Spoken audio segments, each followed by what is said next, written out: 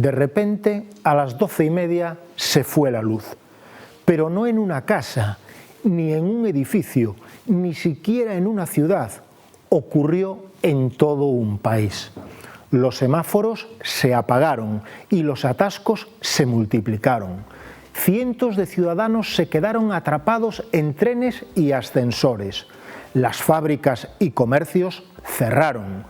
Los hospitales cancelaron las intervenciones menos urgentes y mantuvieron el latido de los pacientes con generadores.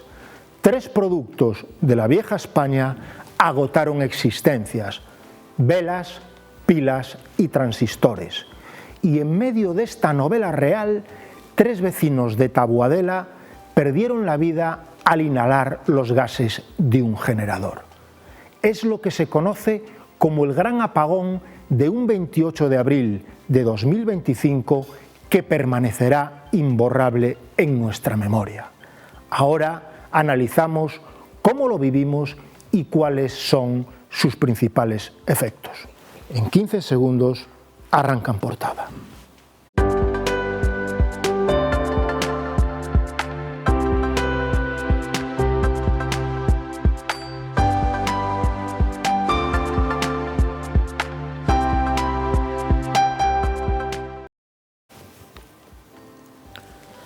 Buenos días, señoras y señores. Hoy miércoles 30 de abril iniciamos el programa 2411 de En Portada y lo hacemos para abordar el gran apagón del pasado lunes, cuyos efectos todavía permanecen entre nosotros. Este es el tema del día en el diario La Región de hoy, cuyo titular principal revela la cara más trágica del suceso del pasado 28 de abril. Ourense se despertó del apagón con 3 fallecidos, dice La Región. Una pareja de Taboadela y su hijo asfixiados por el gas de un generador entre las 8 muertes de España vinculadas al corte de luz. También destaca el diario que el suministro se recuperó avanzada la mañana en todo el país, pero todavía con servicios públicos como el transporte en precario. Los embalses ourensanos fueron fundamentales para recuperarse de una caída masiva de la que todavía se ignora el desencadenante y cuyas principales preguntas y cuyas principales respuestas todavía están en el aire. Galicia reduce el nivel de alerta mientras recupera la normalidad y reanuda la actividad lectiva en todos los centros. Hasta aquí los principales titulares del diario.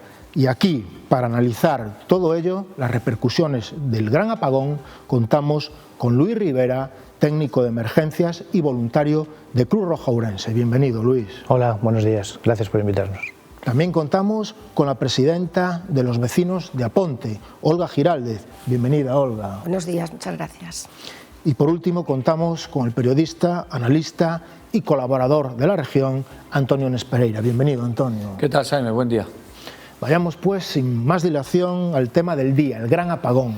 Luis Rivera, técnico de emergencias de Cruz Roja Ourense. ¿Habías vivido un día tan frenético, tan intenso? No habíamos vivido nada similar y sobre todo tan caótico por el tema de, sobre todo, la caída de las comunicaciones, que nosotros nos quedamos a oscuras ya cuando era de día, porque la comunicación tanto con el centro de coordinación autonómico y provincial se cayó. Entonces estuvimos a oscuras durante el 90% del día. Todas las emergencias que asistimos eran in situ, porque las encontrábamos pues en la estación de autobuses cuando fuimos allí o en el mismo urgencias hospitalario que la gente nos requería para poder auxiliar a algún familiar que necesitaba o de bajar de su domicilio o de subir a su domicilio o algo similar. Y nos lo encontrábamos a medida que íbamos caminando por las calles. ¿Tardaron mucho en requerir vuestra ayuda o os llamaron rápido? No, tan pronto se produjo el apagón, bueno, ya se produjo la alerta nivel 2 de emergencias, entonces se alertó a LERIE, que es un equipo de respuesta inmediata de Cruz Roja, nos pusieron en prealerta y una vez a partir de eso pues ya hemos empezado a movilizar voluntarios y organizarnos ya durante el día. Habíamos recibido alguna llamada de emergencias de 061 porque ya teníamos una ambulancia operativa con 2 técnicos en emergencias. Asistimos a 2 servicios de 061 durante el día y después recibimos una tercera llamada desde nuestro centro de coordinación y asistimos a las personas que estaban en la estación de Adif, que se quedaron tirados porque los trenes ni se iban ni venían y había unas 25 personas que allí tenían que pasar la noche y asistimos con camillas, alimentos y unos packs de sobrevivencia, que es básicamente higiene personal y barritas energéticas y una serie de cositas para pasar la noche lo mejor posible. Olga, ¿cómo se vivió el gran apagón en el barrio de Aponte? Bueno, pues yo lo viví. Antes de nada quiero dar mi más sincero pésame y el de todos los vecinos del puente a estas familias que ya no están entre nosotros debido al apagón. Espero que el gobierno también lo haga. En el puente se vivió muy negro, porque era todo muy negro. Quedaron abiertos cantidad de negocios que lo pasamos muy mal para poder cerrarlos. Porque claro, si la policía es verdad, y después de haber venido aquí una vez y hablar sobre el tema de inseguridad, la policía estuvo circulando toda la noche, tanto autonómica como nacional, como la propia local. Pero claro, era un caos. No podíamos cerrar. La plaza concretamente no se pudo cerrar, la asociación no se pudo cerrar. El funcionario de turno se fue y lo dejó abierto y Olga estuvo hasta las 11 menos 20 custodiando aquel local. Llegó un momento que dije yo no puedo seguir aquí y me fui a mi casa con mucho miedo porque no oía. En algún bar había alguna gente con velas y demás a esas horas, pero el resto era un silencio sepulcral. No, me levanté varias veces durante la noche para con una linterna iluminar la calle a ver si había algo. Bueno, la gente fue bastante respetuosa, no, por lo menos en nuestra calle no se produjo ningún incidente. Si hubo en otros lados todavía no me vinieron quejas, no lo sé. Pero claro, fue una noche muy... Las renovables van a renovarnos a todos, seguro que nos van a renovar. O sea, tenemos embalses, tenemos energía propia y ahora hemos cogido la manía de acabar con todo lo que tenemos y ponerlo nuevo. Pues ahora las renovables nos dieron una lección, que no le podemos apagar la luz al sol. A ver qué pasa. Antonio, las respuestas todavía están en el aire. Unos culpan a las renovables, otros culpan no se sabe a quién. El ciudadano de momento no sabe, no tiene respuesta. Yo particularmente no las tengo. A ver, son tantas y tantas las sensaciones que uno experimenta, tantos y tantos testimonios que uno escucha o cosas que lees que al final es todo un totum revolutum, que necesariamente todo ese contingente de información que bajo mi punto de vista en estos momentos está extraordinariamente agolpado, tiene que hacer un proceso de decantación y de filtración para que se queden los pozos y los lodos, se queden abajo y vuelva el agua limpia perdón, a la superficie. Primero que nada, bueno, como también anticipaba Olga, esto ha tenido ya unas consecuencias medibles aparentemente en coste humano. 3 personas que han fallecido pues en el municipio de Taboadela como consecuencia de que un miembro de esa familia pues necesitaba de un respirador para poder vivir. La utilización de un sistema alternativo, fuese el que fuese, estuviese en las condiciones en las que estuviese, parece estar en el origen del fallecimiento de esas 3 personas. Eso desde luego ya es medible en vidas humanas, lo cual ya es lo suficientemente importante como para que digamos que este tipo de cosas pues, son los que ponen a un país patas arriba, pero son los que ponen también a sus ciudadanos en una situación límite. Primero, por las emergencias y por el sistema que ha tenido que ponerse en marcha, que bajo mi punto de vista ha sido en ese sentido ejemplar. Él hablaba de coordinación, yo creo que sí la ha habido. Por lo menos yo, como ciudadano, me he sentido en ese sentido acompañado, me he sentido arropado y no me sentí aislado. Desde el punto de vista después de los flujos de la información, sí fue difícil pues decantar también esa información para buscar el que era lo que ocurría. Yo me sitúo como ciudadano, pero también me sitúo como periodista. Yo demandé mucha información, pero no siempre la conseguía. Yo quería saber antes de que si fuese un ciberataque o si fuese una circunstancia estrictamente técnica, yo quería saber cuándo podía volver a recuperarse la energía eléctrica que nos permitiese a todos volver a recuperar los ritmos vitales y no estar a expensas pues, de ese gran agujero negro que era un apagón cuyas consecuencias no se estaban midiendo, pero cuyas responsabilidades todavía eran muy difíciles de atribuir. Sea como fuere, y para no prolongar, yo distinguiría varios planos. Uno, efectivamente, ha tenido consecuencias en las vidas humanas, ha tenido consecuencias, muchas, muy importantes, y yo creo que en algún caso muy graves. En términos económicos, hay muchísimas empresas que han llevado a su cuenta resultados al estar tantas horas sin actividad.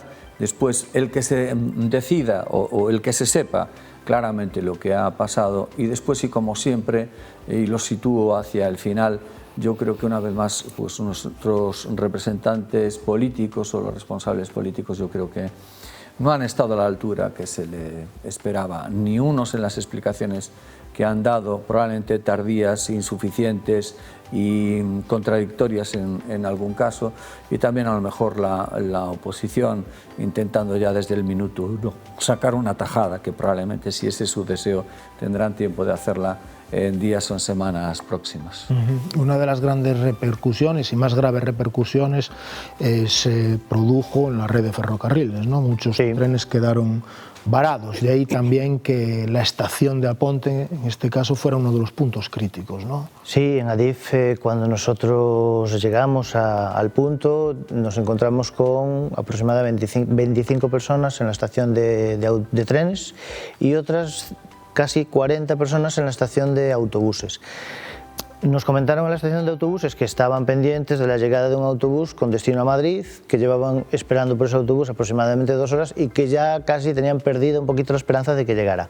Por suerte, ese autobús llegó a los 15 minutos de estar nosotros allí y esas personas pudieron salir justo, pues creo que fue el último autobús que salió con destino a algún lugar, porque todo lo demás, a partir de ahí, la estación de autobuses también cerró. Y todas esas personas que se quedaron, pues sí, varadas, como bien dices, porque los trenes directamente pararon o en estación o en mitad de las vías, pues los reubicamos a todos, le pusimos a cada persona pues una camilla, que es una camilla de campaña, pero que bueno, para pasar una noche es más que suficiente. ¿Ese campamento lo ubicasteis dentro de la...? Dentro de la propia estación, sí, decidimos ubicarlo justo en la entrada, en el hall, que es la zona más diáfana, y así tener a todas las personas pues más a vista, por si necesitaban alguna asistencia especial, alguna medicación, alguna cosa especial. De ahí solamente tuvimos que asistir a una persona que bueno, tuvo una pequeña crisis de ansiedad, también tenía una medicación específica y bueno, por su situación, la ansiedad y una tensión relativamente excesivamente baja, decidimos un traslado al Chugo. ¿Y estuvisteis con ellos durante la noche? Sí, como te comenté, pues, alimentos. Le proporcionamos alimentos, le proporcionamos un pack de rescate, que es de higiene personal, y como te comentaba, nosotros nos presentamos en el CECOPI, que estaba aquí en Ourense, en Jefatura de Policía Local, y pues continuamente estábamos dando vueltas y nuestros puntos de referencia era Policía Local, nuestra sede de Cruz Roja y la Adif, la estación de tren. Cada media hora pues había un equipo que estaba en uno de esos puntos y nos íbamos rotando y moviéndonos por todo Ourense para detectar pues todas esas necesidades que iban surgiendo, porque las comunicaciones durante la noche estuvieron ciegas completamente, no había comunicación ninguna.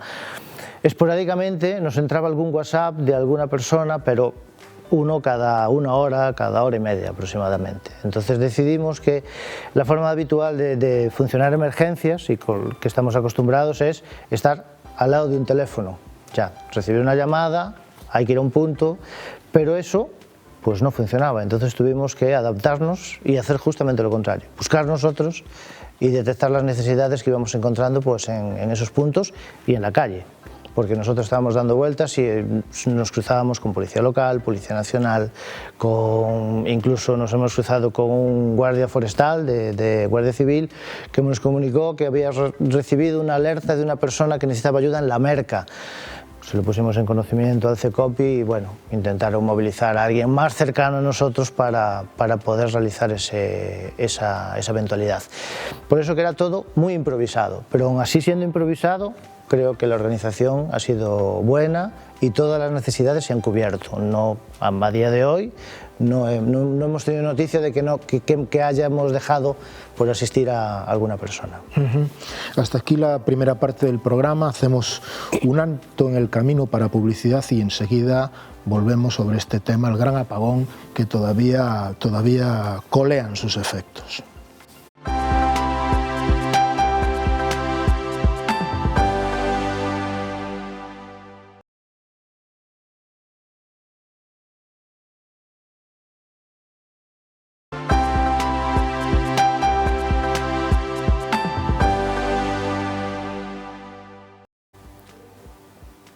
Ya nos encontramos en la segunda parte del programa analizando el gran apagón del pasado lunes con Olga Giraldez, presidenta de los vecinos de Aponte. Y como presidenta de los vecinos de Aponte le preguntamos ¿qué te transmitían los vecinos, Olga? Los vecinos, muchas dudas. Pero la primera duda, a mí me sucedió que cuando el apagón estaba en una reunión con una parlamentaria y una concejala del PSOE y varios presidentes de asociaciones. Y allí transmitieron la noticia en el momento de que había un apagón, bueno, fue la sorpresa. Y lo primero que circuló allí, pues eso, que si era un atentado, que si era, o sea, entonces eso, quieras que no, empezó a correr por la mente de todos los ciudadanos y fue un poco de lo que menos se le ocurría a la gente era pensar que hubiese un exceso de corriente que no pudiera consumir, que parece ser que es lo que fue, que la corriente no se puede guardar, porque claro, no se puede acabar con todo lo que tenemos, insisto, que funcionó, y tanto verde, tanto verde, tanto verde, pero no sé para qué queremos el verde, si las vacas no las podemos echar al prado, y esto es así metáfora, pero bueno. Entonces la gente estaba muy asustada y todo el mundo sigue diciendo ¿y esto parará aquí? Por favor, que nos den una explicación, si es que la tienen o la quieren dar. Y bueno, porque la presidenta de Energía no ha salido a decir nada todavía. Entonces, que nos digan algo para tranquilizar a la gente. Posiblemente sea un exceso de corriente, puede serlo, pero bueno, que se caiga la red toda, porque se caiga en un ámbito puede ser, pero que se caiga en todo el país, que incluso vaya a Portugal, los que dependen de la red española. Es un poco, cuando transmitieron la primera noticia, ya digo, parlamentaria y concejala, que incluso era Alemania, Suiza, y claro, el susto no es pequeño. Los vecinos ahora están un poco más tranquilos, con muchas pérdidas, la gran mayoría, porque los restaurantes, incluso parece ser que la ley, cuando tienen 5 o 6 horas de parón sin energía en las neveras, no les permiten utilizar los productos que tienen allí. Eso hay que tirarlo y ya veremos, porque nadie ha dicho, oiga, ¿se harán los seguros cargo? No, porque todavía están esperando a ver qué es lo que pasó para poder hacerse cargo de todos esos daños. Hoy hay más tranquilidad, pero eso sí, se agotaron las pilas, se agotaron las linternas, se agotaron, porque la gente ahora es previsora. Yo en mi caso tenía prevención, no me ha pasado, pero sí, la gente pasó mucho miedo. Es increíble, Antonio, como 3 productos de la vieja España, el transistor, sí, señor. En medio de este mundo hipertecnologizado, resurge el transistor a pilas. Al final, y las velas. Vuelve no la noche de los transistores, pero sí el día de los transistores. La noche de los transistores, que así fue bautizada, cuando pues, muchos españoles nos enteramos de lo que estaba pasando dentro del Congreso de los Diputados el 23 de febrero del año 1981, que estábamos, digamos que ciegos, estábamos, bueno, no teníamos ninguna información. Al final, que fue quizá pues el gran crecimiento y la gran victoria del respeto de un medio que ya lo tenía, como era la radio, en este caso fuera la noche de los transistores. Fue la noche y el día de los transistores, como alguna de las otras cosas en clave de supervivencia que tú citabas, lo cual nos vuelve de nuevo a pensar que cuanto más libres creemos que somos, cuanto más cosas se nos ponen a nuestro alcance para, en teoría, mejorar nuestra calidad de vida, más vulnerables somos ante situaciones como las descritas. Ahora se vuelve a decir que es necesario que se tenga al menos algún dinero en efectivo en casa, que se tengan las velas, que se tengan las pilas, que se tenga, pues no sé, el congelador medianamente surtido. Antes, que en el mes de marzo se empezaba a hablar del famoso kit de supervivencia, ahora todo el mundo está mirando también su kit de supervivencia. Esos productos de mínimos del que hablaba Luis hace tan solo unos instantes y que permitió pues, a algunas personas pues, tener algo que llevarse a la boca, o todas esas cosas, esa economía de subsistencia, esa economía de guerra, esas cosas que veíamos antes solamente en las películas o en las plataformas digitales, y que nosotros tan cómodamente con nuestra cerveza y nuestro mando de distancia, pues a capricho decidíamos qué veíamos y qué no. Y al final te das cuenta que un acontecimiento de estas características te deja bien a las claras lo vulnerables que todavía somos.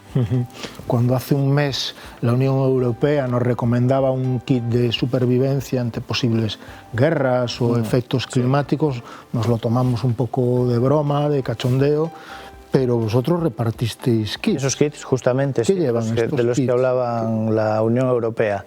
Bueno, pues esos kits llevan básicamente elementos de limpieza, higiene personal, cepillo de dientes, una mini pasta de dientes, higiene personal femenina y, bueno, un poquito de jabón para poder asearse en el día a día. Entregamos, aparte del kit de supervivencia, bueno, una camilla, por supuesto, y una manta para cada persona. La suerte que tuvimos, que bueno, como quedaron dentro de la estación cerró, no fue una noche excesivamente fría, así que no fue muy necesario muchas más cosas. Si esto se produjera pues en el mes de enero, pues habría que intentar localizar algo para calentar a esa gente, porque igual con una manta no sería suficiente. Y la estación de tren, aunque sí que había luz de iluminación, solamente tenían un pequeño generador para dar electricidad a las luminarias, nada más. No podían enchufar, bueno, los móviles sí pudieron cargarlos en algún enchufe, pero poco más. Y eso fue básicamente la asistencia en Adif. Pero bueno, el equipo que nosotros tenemos en Cruz Roja a nivel nacional, que es la ERIE, localmente nosotros tenemos también un equipo que está naciendo, como quien dice, se ha creado hace un mes, es un equipo de respuesta básica en emergencias y es a nivel local, lo hay en muchas comunidades y en muchas ciudades que se está empezando a crear, es un ERBE, ¿vale? Una emergencia como esta a nivel nacional también ha actuado ese ERBE. De hecho, todos estos kits, mantas y camillas son parte de un material que pertenece a este equipo de emergencias básicas. Y lo que hacemos fundamentalmente, somos un montón de voluntarios de todo tipo, no solamente técnicos en emergencias, sino que hay psicólogos, enfermeros, asistentes sociales, ¿vale? Hay un gran abanico de personas que nos asisten y que asisten a la ciudadanía, y que en cualquier momento puede ser requerido por las administraciones públicas. Cruz Roja está al servicio de las administraciones públicas y hemos estado en esta emergencia, pero en cualquier emergencia, por banal que sea, pues por ejemplo hemos tenido conocimiento también de que hay una persona desaparecida en Ourense, una persona mayor, que el lunes creo recordar que ha desaparecido. Sé que bomberos, policía local los están buscando. Este ERBE simplemente tienen que solicitarlo y se pondrá a disposición de las administraciones para colaborar tanto en la búsqueda, que tenemos personas de búsqueda y rescate, como en la asistencia a esas familiares que si necesitan algún tipo de apoyo psicológico, social o simplemente un acompañamiento, se le prestará sin dilación ninguna y encantados de hacerlo. Olga, ¿ya tienes el kit de supervivencia? Yo afortunadamente soy previsora y suelo tenerlo, pero tuve que comer un bocadillo. Porque tengo todo eléctrico y no había manera. Me acordé mucho del pueblo, porque hubiera encendido la lareira. Pero como no estaba en el pueblo, pues tuve que comer un bocadillo. Y como yo, muchísima gente.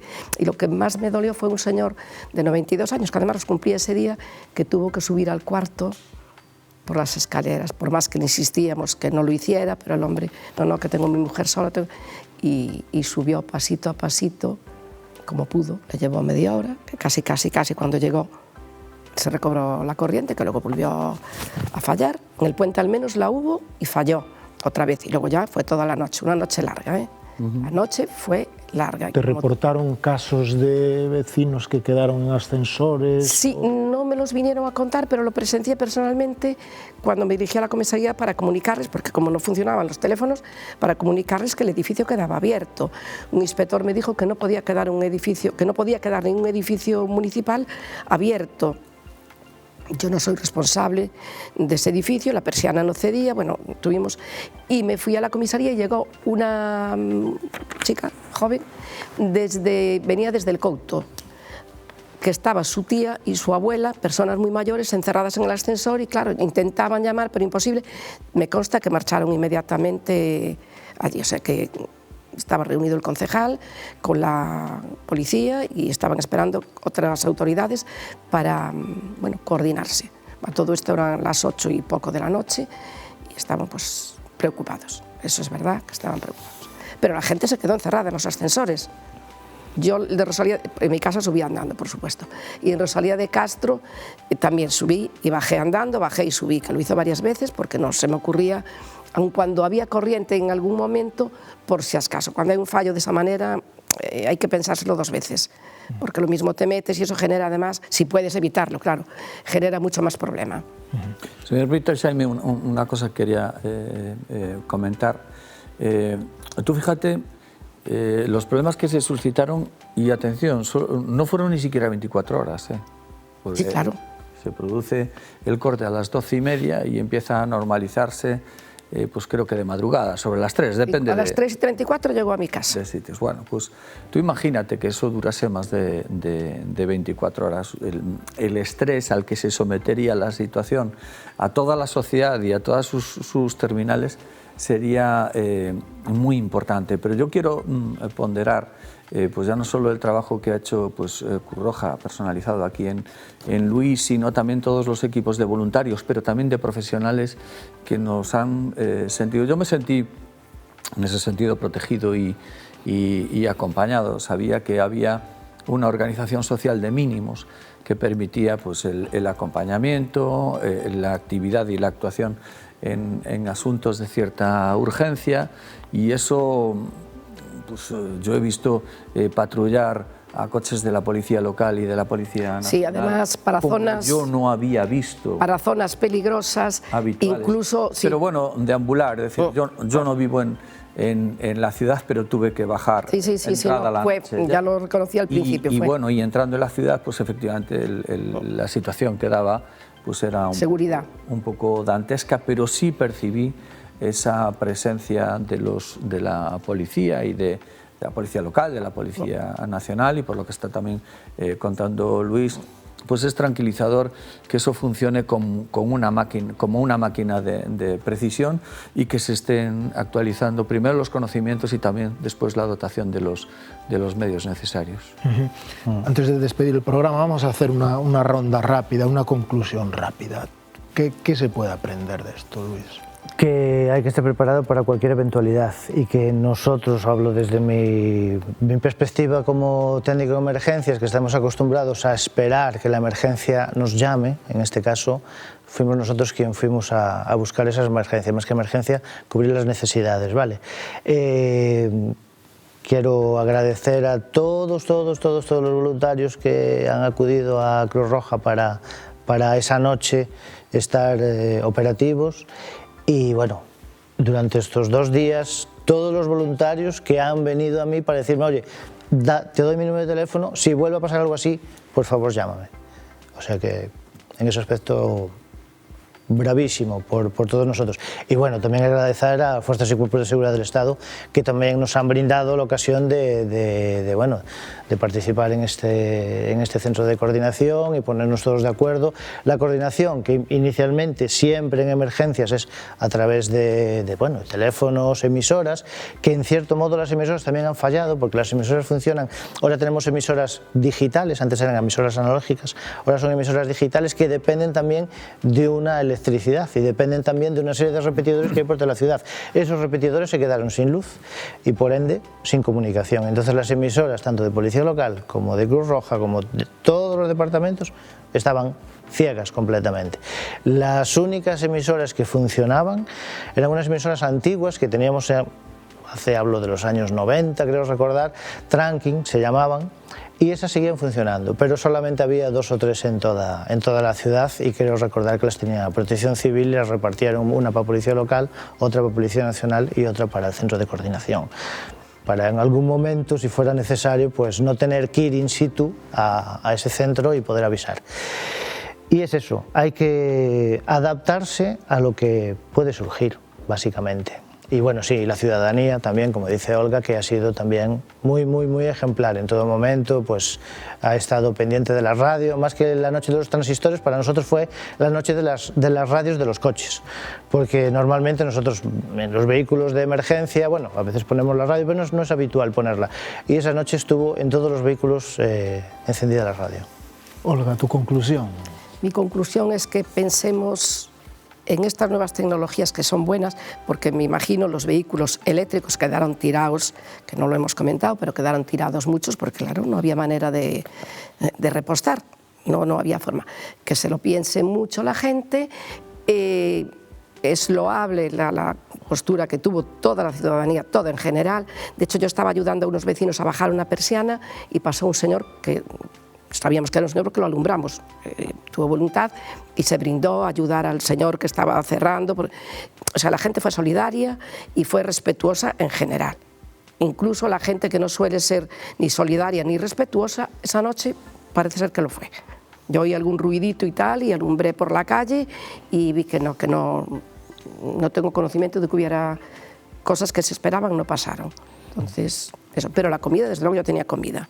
Y se debe tener siempre algo, no un almacén, pero tener algo. Me dio mucha pena que fui a un supermercado para darle a este señor para que nos subiera a su casa, hacerle un bocadillo, que estábamos después en una cafetería, para darle un bocadillo. Y me dio una tristeza enorme ver cómo estaban todas las neveras cerradas. Dio una sensación de impotencia y de malestar. Eso fue lo que generó miedo. Una sensación, yo que viví el 23F en Valdecilla, me dio esa sensación de que volvíamos a algo así. No lo fue y ojalá que esto no se repita y que pongan remedio y que nos expliquen, por favor, a todos los ciudadanos qué fue lo que sucedió, sea lo que sea, tenemos derecho a saber, porque somos quienes ponemos a quienes nos gobiernan con nuestro esfuerzo y con nuestro voto. Entonces tenemos derecho a saber qué es lo que pasó, es lo único que le pido. Antonio. Muy breve, los ciudadanos hemos hecho los deberes, nosotros hemos hecho lo que nos han mandado.